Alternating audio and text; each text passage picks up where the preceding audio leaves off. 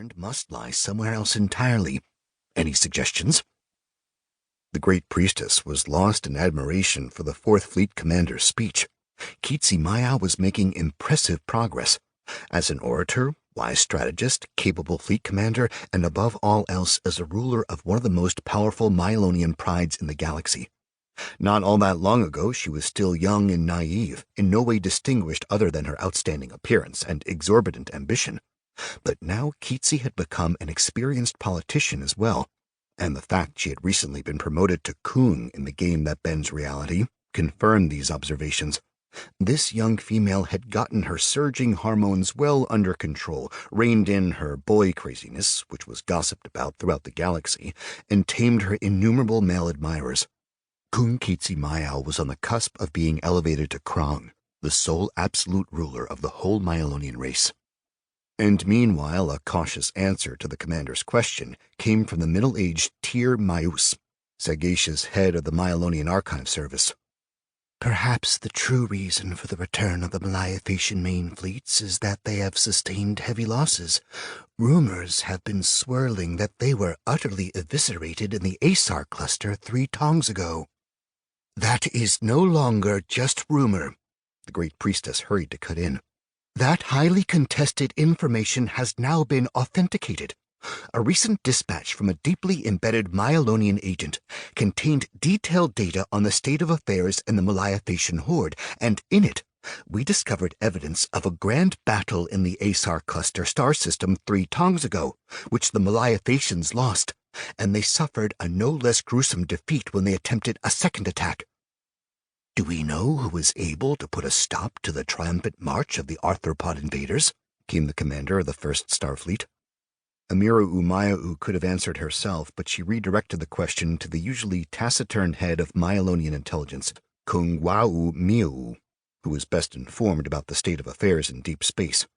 The gray-haired Mylonian, who was known to have a distaste for public speaking, bristled his whiskers in dismay, but nevertheless gave a detailed overview to the assembly. Yes, we do. It was humans. A branch of that widely scattered race we were previously unaware of. As a matter of fact, we know extremely little for certain. The only definitive fact that has reached us is the identity of the fleet commander who blasted the Malayaphasian horde Stella Armada to atoms, a human woman by the name of Admiral Nicole Tun Savoya. We have also heard the title and name of their ruler, Emperor Jorg I, although that is still unconfirmed, but in one way or another, the leaders of the horde were severely frightened by the encounter with such a fearsome power, and have ceased all active operations in that attack vector and all neighboring sectors. All Malayaphasian ships that were not destroyed have been recalled from the border and redeployed elsewhere, and that includes the ongoing war with the Union of Mylonian Prides and the Geckho race. A long silence took hold. Everyone understood perfectly that, even after sustaining significant losses, the Malayaphasian fleet was still a very, very dreadful force. The coming of an enemy armada numbering in the thousands of starships to the local theater of combat would change the balance of power in an instant.